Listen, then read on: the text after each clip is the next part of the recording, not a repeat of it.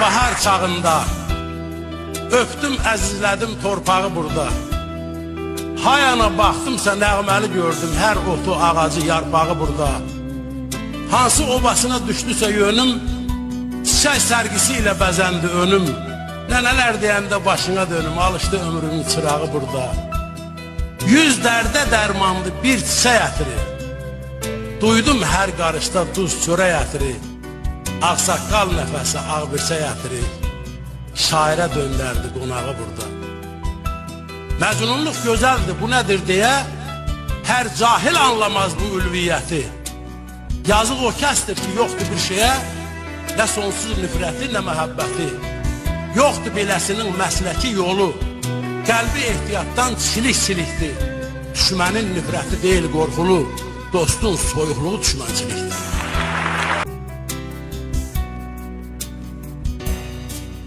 Dayan, hərdən arxaya bax, gələn insan, gedən qonaq.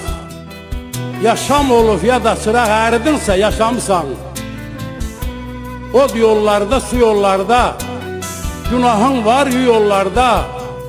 Sürünmədin bu yollarda, yeridinsə yaşamısan. Şər ilandır, şər əfidir, saflıq ömrün şərəfidir. Qoru görüm şərəfidir, qorudunsa yaşamısan.